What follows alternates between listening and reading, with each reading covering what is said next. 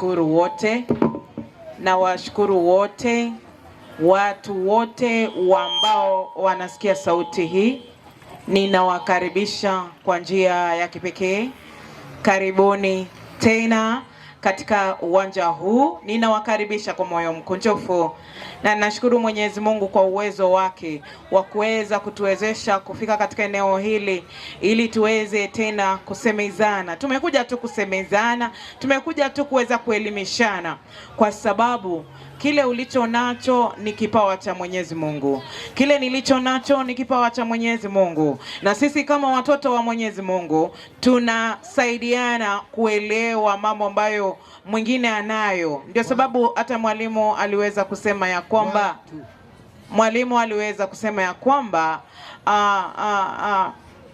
tunastahili kuweza kuyajua mambo ya wengine. Hiyo ni maandiko inasema ya kwamba tunastahili kuyaelewa mambo ya wengine, tunastahili kujua mambo ya watu wengine. Kwa hivyo ni vizuri sana uelewe nilicho nacho, kitakusaidia wewe kwa maisha yako. Ndio sababu tuko hapa kama watumishi wa Mwenyezi Mungu, ya kwamba tuweze kusaidiana, kile nilicho nacho uweze kukipata. Kwa hivyo ninawakaribisha wote wenyeji wa mji wa Mazeras kwa ajili ya afya zetu. Ninawakaribisha ya kwamba karibuni. Kwa hivyo tulizungumzia kuhusu sheria 8 za afya. Tumeweza kuzungumzia kuhusu sheria 8 za afya, na tunaona ya kwamba hizi sheria 8 za afya hizo ndizo tiba za kipekee kutoka mbinguni. Nitarudi nikizungumza juu ya maneno hayo ya kwamba sheria 8 ndio tiba za Mwenyezi Mungu. Hizo ndizo Mungu amekuumbia wewe ndani ya mwili wako. Ikiwa wewe utaweza kutaka kufaidika, basi sikiza, tega sikio uweze kusikiza mausia ya vile Mungu anavyotaka katika maisha yako. Yule mmoja ambaye ataweza kutii sheria 8 za afya atapona katika jina la Yesu Kristo. Kwa maana hizo ndio sheria ambazo ni takatifu, hizo ndio sindano ambazo Mwenyezi Mungu mwenyewe amezikagua kwa sababu anaelewa mwili wako. Hizo ndio sheria ambazo Mungu ameziumbia katika mwili wako. Kwa hivyo jana tuliweza kuangalia kuhusu sheria jua ambaye jua ni daktari mkubwa sana. Tuliweza kuangalia Mungu aliweza kutengeneza miale, aliweza kutengeneza ya mchana na ya usiku. Tukaweza kuona kwamba jua limeweza kusaidia na kuponya maradhi mengi sana ambayo tunayo katika maisha yetu. Kuna watu ambao wana vidonda ndugu, ambao hawajapona maishani mwao. Anika tu mguu wako kwa jua, osha vizuri, weka mguu wako kwa jua na umwamini Mwenyezi Mungu, maana hizo sheria ni sheria ambazo ameziumbia katika mwili wako. Utaangalia mguu huo ukipona katika jina la Yesu Kristo. Haya ndiyo mambo ya kweli katika maandiko ambayo yataweza kukusaidia wewe. Na mambo yote ambayo tunayaleta hapa yamo ndani ya maandiko, yamo ndani ya Qur'ani. Hiyo ndio shida yetu tu. Sisi si hatudukuu mambo yetu sisi wenyewe, bali tunayatoa ndani ya maandiko. Na kama hayamo ndani ya maandiko, si yetu sisi wanadamu, ama si yetu sisi wa Kristo. Mambo ambayo hayako ndani ya maandiko, hizo ni mila na desturi za wanadamu. Kwa hivyo tunaona ya kwamba kila kitu chini ya jua Mungu amekiandika ndani ya maandiko ili kiweze kuwasaidia watu wanaoishi katika dunia hii. Kwa hivyo nataka niombe ili tuende kwa sheria nyingine ambayo ni ya afya, ambayo itakusaidia wewe kama mwanadamu. Kwa hivyo let us pray so that tuweze kuunderstand hizi vitu ambazo Mungu amezileta katika maisha yetu. Tuombe. Baba mtakatifu uishie mbinguni, jina lako litukuzwe milele, kwa maana wewe ndiye unayestahili. Asante kwa nafasi hii ambayo umetupa ili tuweze kusoma neno lako na tuweze kuwa na afya njema katika maisha yetu. Ni katika jina la Yesu Kristo tunaomba. Amina. Kwa hivyo nataka niweze kuangalia sheria ya leo. Sheria ya leo inazungumzia kuhusu kiasi. Watu wa Mazeras, watu ambao wananitazama, ya kwamba kiasi pia ni dawa ya mwili wako. Kiasi pia ni dawa ya kansa. Kiwa na kiasi pia tunaona kwamba ni dawa inakuponya maradhi mengi sana katika maisha yako. Nataka niweze kuweza kuelezea kuhusu kiasi.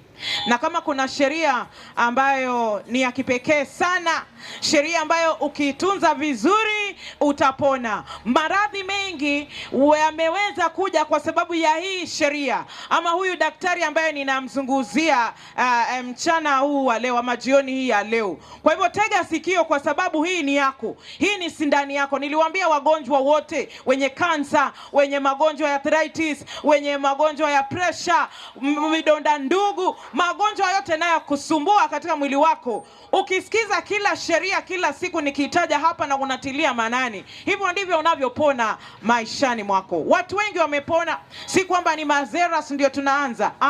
Watu wengi wameweza kupona maradhi yao kwa sababu wametunza sheria 8 za nini, za afya, na wameweza kusema kweli mwalimu, uliweza kutusaidia na tukaweza kupona katika jina la Yesu Kristo. Kwa hivyo si mzaha ambao mimi nimeuleta, bali nimeleta ujumbe kutoka kwa Mwenyezi Mungu ya kwamba nenda pale Mazeras uwasaidie watu wangu, nenda pale Pwani uwasaidie watu wangu, maana watu wangu wanaangamia kwa kukosa nini, maarifa. Hayo maarifa ndio tumeyaleta katika eneo hili ili wewe uweze kupata afueni katika maisha yako. Kwa hivyo tunataka kuzungumzia kuhusu daktari anayeitwa kiasi. Watu Mwenyezi Mungu, nataka tuweze kuangalia katika kitabu cha Wakorintho wa kwanza 9 fungu la 25.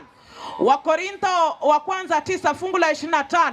Unajua hizi ni tiba za Mwenyezi Mungu. Kama una masikio na uyasikie maneno haya ambayo maandiko inasema, maana hizi ndio tiba za Mwenyezi Mungu mwenyewe, ambazo hazina kemikali, hazijapelekwa katika viwanda. Hizi ni original, hizi ndio original za Mwenyezi Mungu, hawa madaktari 8 ambao tunawazungumzia.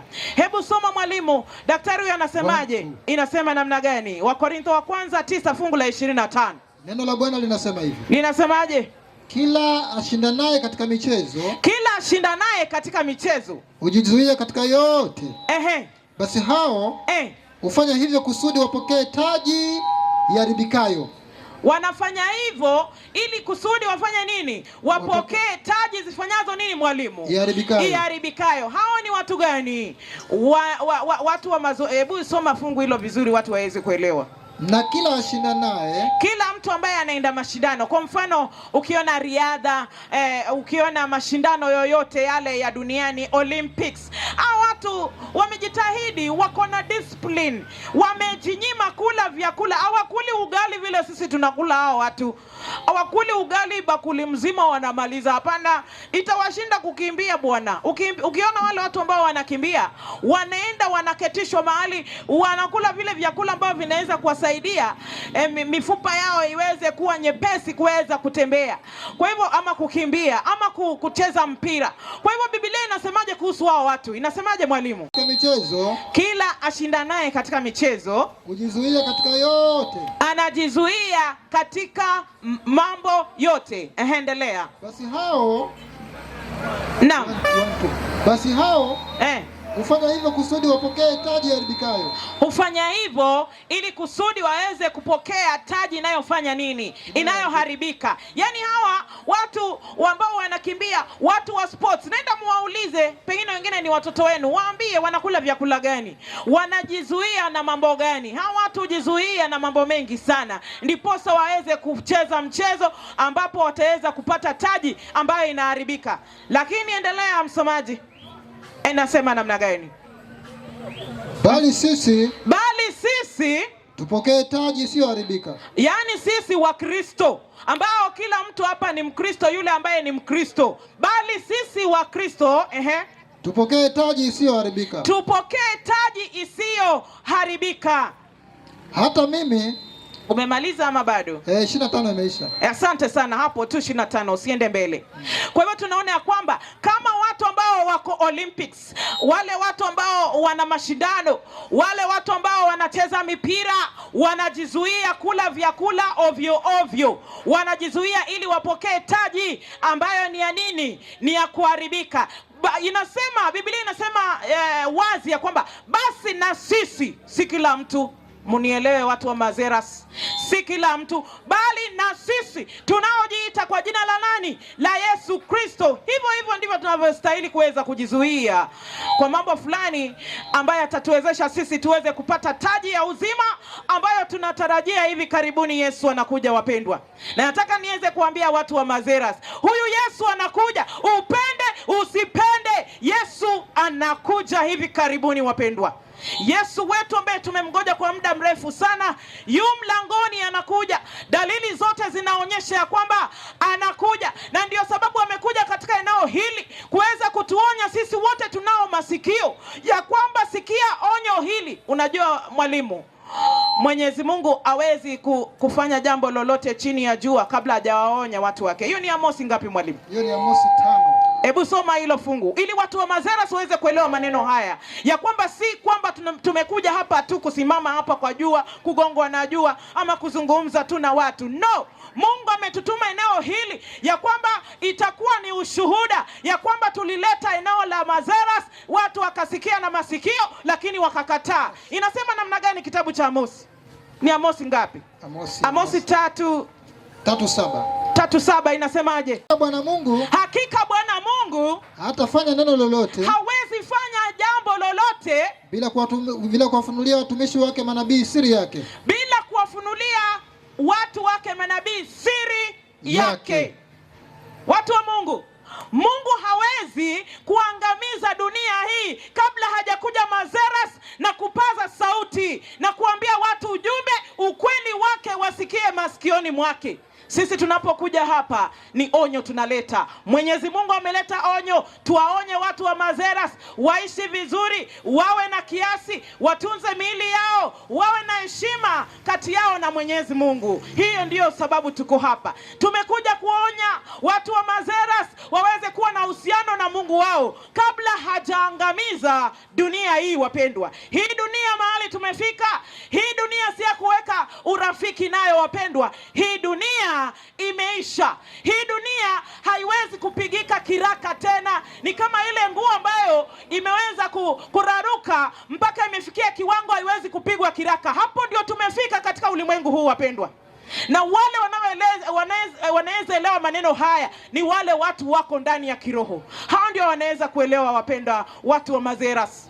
Kwa hivyo tunaona ya kwamba Mwenyezi Mungu anasema tuweze kuwa na kiasi vile wakimbiaji ama wale wanariadha wanavyokuwa wanajinyima, nasi pia tunastahili kufanya hivyo ili tuweze kupata taji iliyo ya uzima wa milele. Hebu tuangalie tena. Sheria ni kiasi, na nimewambia sheria hii ni dawa ya maisha yako, ni dawa ya mwili wako, ni dawa hiyo ya kansa. Maana ukiwa na kiasi wewe hautapata maradhi ambayo yanawapata wanadamu kwa sababu ya lifestyle.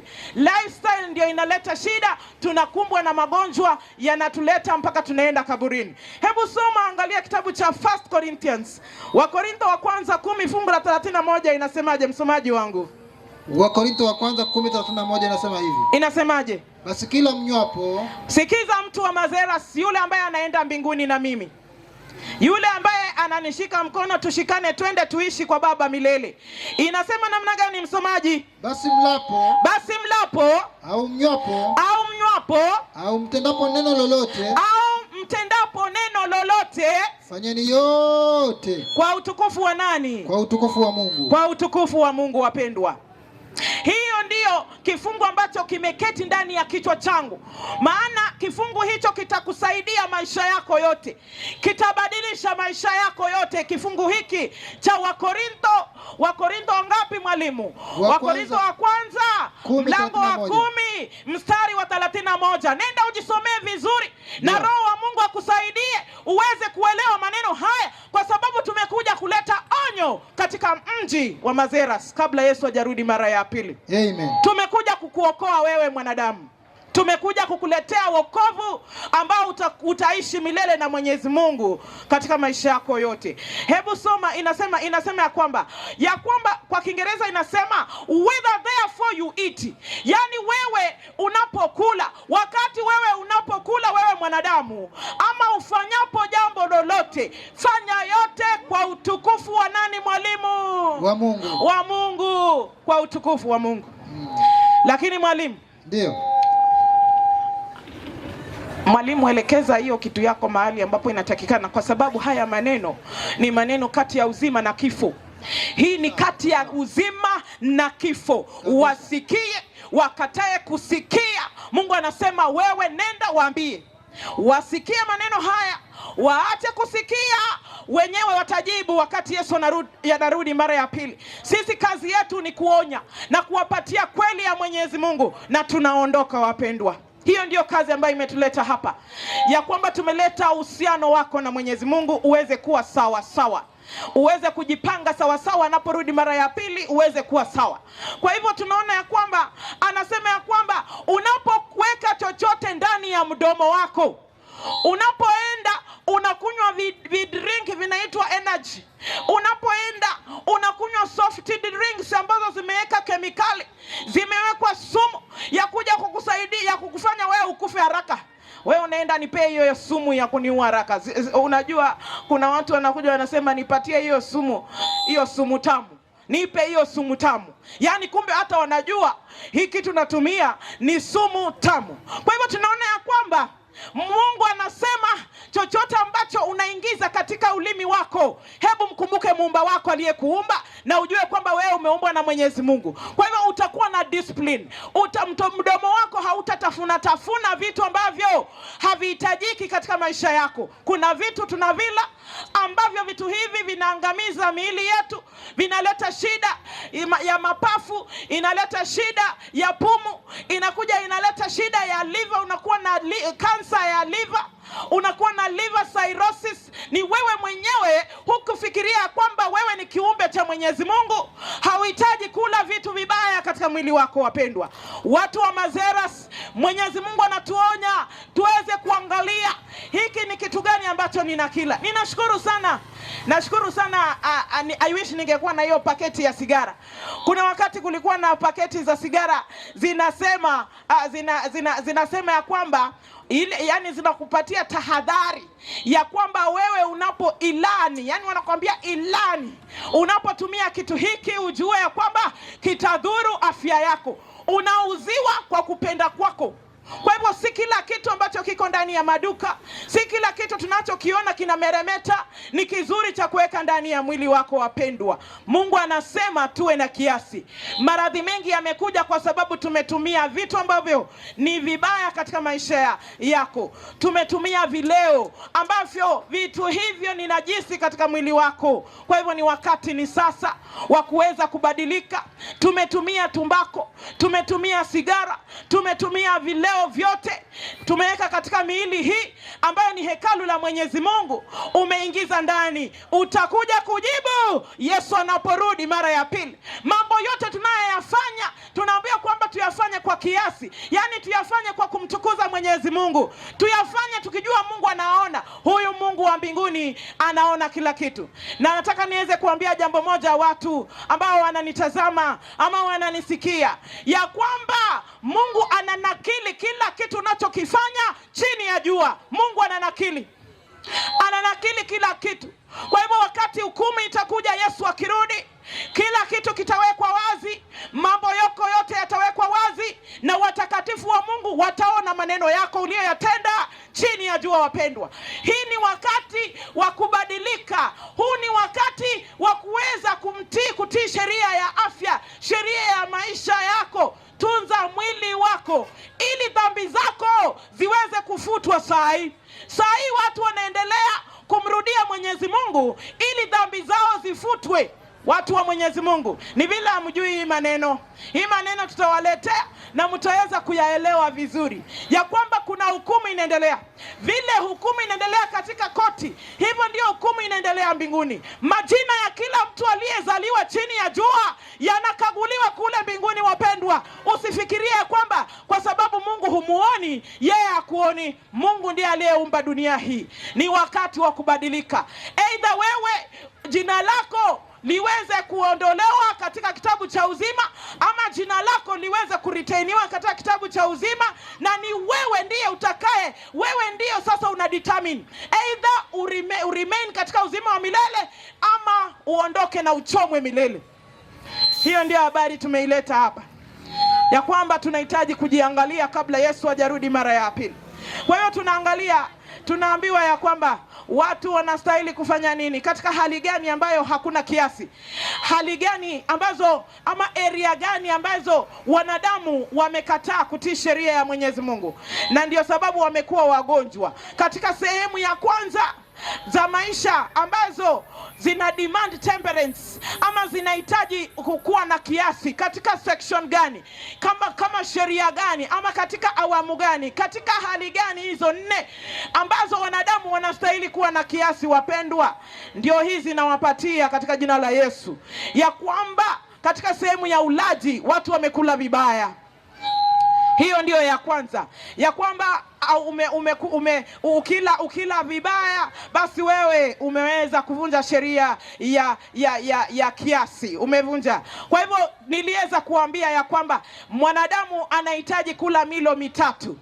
Mwanadamu kama ni kukula anahitaji kula milo mitatu. Yani inamaanisha unahitaji kula asubuhi, alafu upumzike masaa 5, uweze kula mchana, upumzike masaa 5, uweze kula jioni. Hizo ni milo 3. Lakini angalia watu wa Mazeras, yani bajia ikipita unakula, wakati ice cream inaingia wewe ni kurarua, wakati sambusa iko hapo mate ndio hiyo inakudondoka. Wacha nikuambie siri, watu wa Mazeras, kama sisi tutakuwa na appetite, tujue ya kwamba mbingu hatuioni. Hatutaweza, kwa sababu kama wewe huwezi kujizuia, basi inamaanisha pia huwezi kujizuia dhidi ya dhambi. Kwa hivyo testi yetu ya kwanza ni maneno ya ulaji. Ukijinyima kukula uweze kula kitu ambacho kinafaa katika mwili wako, utakuwa sawa na Mwenyezi Mungu na utakuwa unamtukuza Mwenyezi Mungu katika maisha yako, wapendwa. Kwa hivyo tule vyakula vinavyofaa, na kukula ni mara 3 kwa siku, asubuhi, mchana na jioni. Na ikiwezekana kama unaweza mara 2 itakusaidia na itatoa maradhi. Yani utakuwa na mwili wenyewe unatoa maradhi polepole, unajidetoxify na kutoa maradhi katika mwili wako, wapendwa. Hatustahili mdomo kunyamnyam kila wakati, nyam. Hata kuna wengine wananyamnyam tu boligamu, yani wanakula maboligamu ovyo. Yule mtu ambaye ananyamnyam boligamu, sikia shida yako sasa. Shida yako ndio hii, asidi. Ukija kupimwa asidi ni mingi, unasikia asidi ni mingi kwa sababu wewe unanyamnyam mabolgam. Na unaponyamnyam hii bolgam, unakula hiyo kila wakati na hauko karibu na chakula chako. Unapotafuna chochote ndani ya mdomo, kuna wale maaskari ambao wanalinda, wanasiaga chakula. Wanapoona mdomo unapanuka kutafuna, wanatoka huko katika kusiaga, wanakuja wanasema kuna mtu ametuvamia mdomoni. Jamani, nendeni muangalie kwa mdomo, kuna watu wametuvamia. Wanapata dibolgamu inakulwa. Kwa hivyo mwili unajitayarisha ya kwamba kumbe kuna chakula mdomoni kinakuja huku katika utumbo. Kumbe ni mate tu ndiye yanateremka. Na tunaona ya kwamba mate hayo, mwili unatoa ile asidi ya kuweza kuchanganya, utumbo unachanganya. Kwa hivyo unapata utumbo ukipata ni mate, si chakula ambacho kinachanganywa, basi inakuja katika lile tumbo lako, linaanza kuweka asidi, inamwaga asidi. Hiyo asidi ya maboligamu unamnyamnyamu na asidi, mwili unatoa asidi, unataka kusiaga na inapata ni mate ndio inasiaga. Baadaye unakuwa na ulcers, unakuwa na shida za tumbo, unakuwa na colon problems, unaenda unakatwa. Watu wa Mungu, tunaishi kwa kukosa maarifa. Kwa hivyo mdomo huu unahitaji tu kufanya nyamnyamu asubuhi, unahitaji tu kufanya nyamnyamu saa ngapi? Mchana. Unahitaji kutafuna wakati gani? Jioni. Hapa katikati ni maji peke yake unakunywa, wapendwa. Hapa katikati ni maji peke yake yanastahili kuingia katika mdomo wako, sio chakula chochote kile, wapendwa. Na tukifanya hivyo, afya zetu zitakuwa thabiti, tutaweza kuwa sawa, watu wa Mwenyezi Mungu. Kwa hivyo tunaona kwamba hatustahili. Jambo lingine kwa kula ambalo linatuletea shida, unakula unakunywa. Yani wewe unachukua turungi, unachukua na mahamri, unaweka hapo, unakunywa, unakula, unaharibu tumbo. Tumbo inahitaji kusiaga kitu kimoja. Inaanza na maji kwanza, unakaa dakika 30 ndiposa unakunywa, unatafuna chakula chako.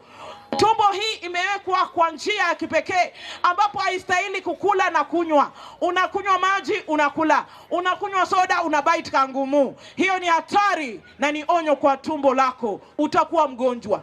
Utakuwa mgonjwa, utakuwa na kitu inaitwa constipation. Kwa sababu hiyo ni hatari kubwa sana kuchanganya chakula. Mate mdomoni, hayo ndio yanastahili kuchanganya chakula. Mate mdomoni. Na kama ni maji, kunywa maji peke yake. Na kama ni kukula, kula chakula solid food peke yake, maana una mate mdomoni ambayo yamewekwa pale kutafuna na kutengeneza ili kiweze kutengeneza chakula kiweze kupita, kinakoroga ikuwe rojorojo, kiweze kupita ndani ya koo lako, watu wa Mwenyezi Mungu. Kwa hivyo kila jambo lina kiasi. Sehemu nyingine ambayo tunataka tuweze kuizungumzia ambayo inahitaji attention yetu ya temperance ni drinking.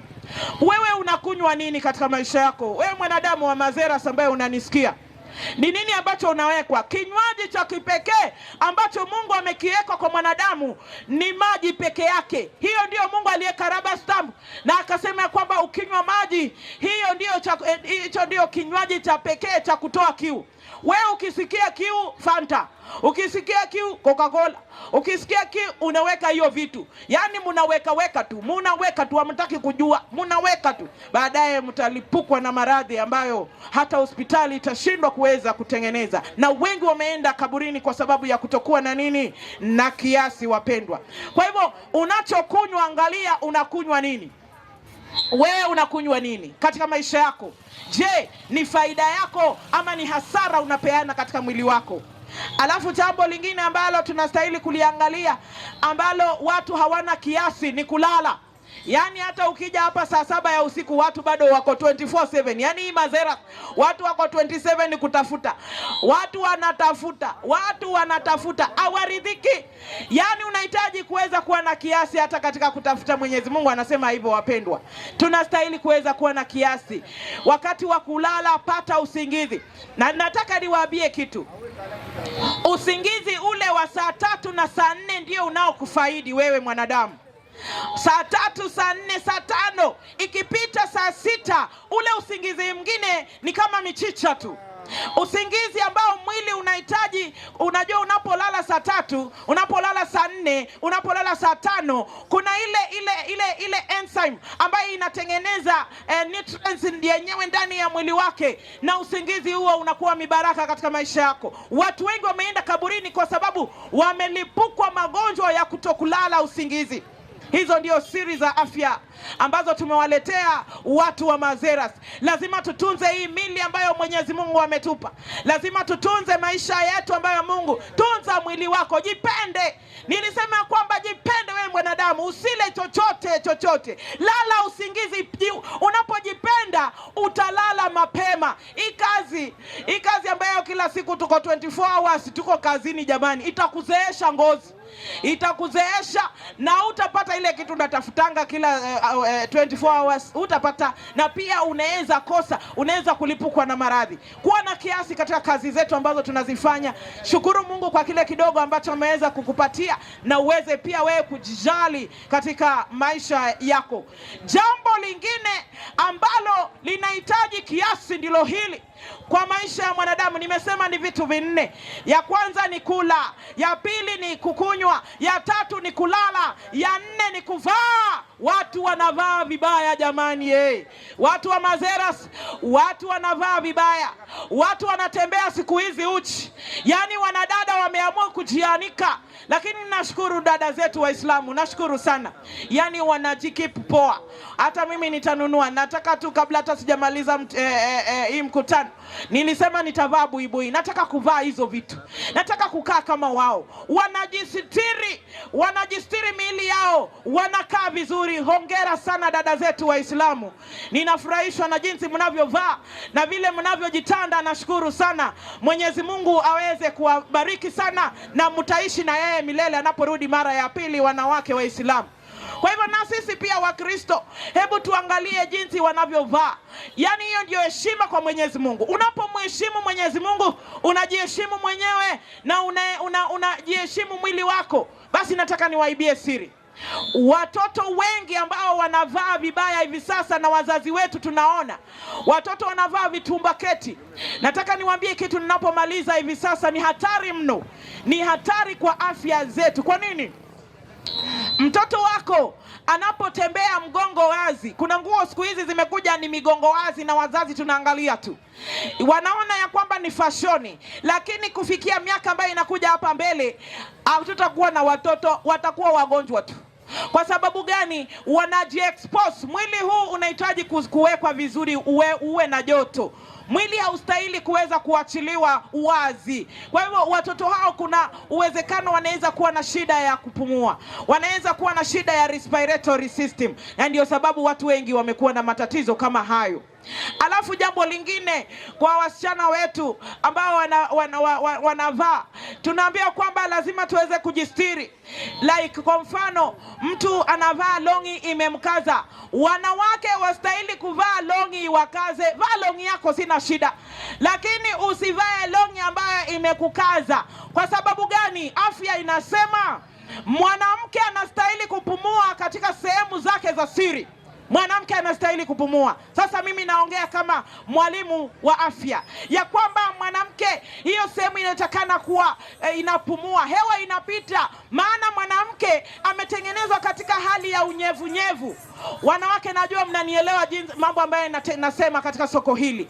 Wakati huu wa joto inakuwa ni shida, wewe umefunika mwili wako na sehemu hiyo ni ya unyevunyevu kila wakati, basi tunaona ya kwamba utalipukwa na maradhi. Wewe mwanamke utakuwa na matatizo ya candidiasis, utakuwa kujikuna, utakuwa na maradhi makubwa ambayo hata mengine yanakosa uweze kukosa hata mimba, kwa sababu joto ni jingi sana katika eneo hilo.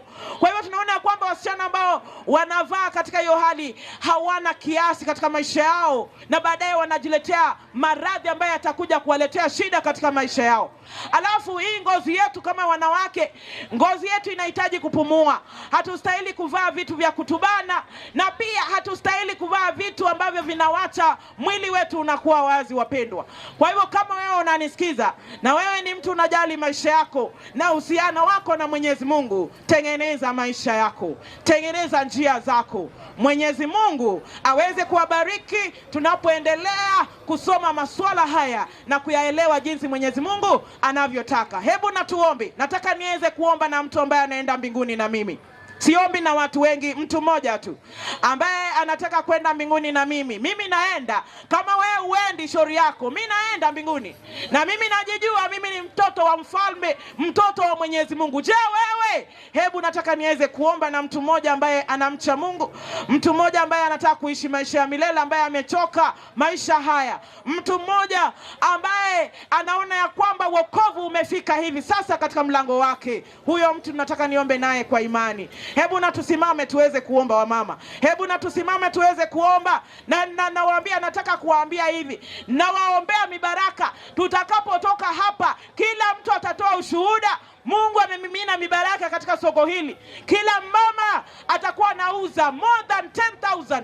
Atakuwa nauza, wapendwa, maana Mungu amemimina mibaraka. Watu wa Mungu, kama tunataka tuweze kuomba pamoja. Asante sana mama. Asante mama, nashukuru sana kwa kuweza kusimama. Haya ni mambo ya uzima. Haya si mambo ya watu wawili watatu. Haya ni mambo ya wewe mtu binafsi. Wokovu ni wa mtu binafsi, wapendwa, sio watu wengi, ni wa mtu binafsi. Kwa hivyo wote ambao wanataka kupokea mibaraka ya Mwenyezi Mungu waweze kufunga macho yao kwa imani, tuweze kuomba. Tuombe. Baba mtakatifu uishie mbinguni, jina lako litukuzwe milele. Baba, tumekuja katika eneo hili kuwaletea afueni watu wa Mazeras wote wanaosikia sauti yako. Mwenyezi Mungu, umenituma katika eneo hili ili Mwenyezi Mungu nishike wamama wenzangu, tusonge pamoja, tuishi na wewe milele. Mwenyezi Mungu, hata kama utanipa mmoja nitembee na yeye, Mwenyezi Mungu, huyo ndiye ambaye umemweka muhuri, tuende kuishi na yeye milele kule mbinguni. Maana Mwenyezi Mungu, sisi ni watoto wako. Bariki wamama hawa wote wanafanya kazi katika eneo hili, katika soko hili, na Mwenyezi Mungu wamepata mibaraka yako, wanasikiza neno lako. Bariki nyumba zao, ndoa zao simamisha, ponya maradhi ndani ya maisha yao. Baba wa mbinguni, asante kwa sababu umesikia ombi hili kupitia kwa imani. Ni katika jina la Yesu Kristo tunaomba. Amina. Asante sana mama. Asante sana. Mungu akubariki. Mungu akubariki.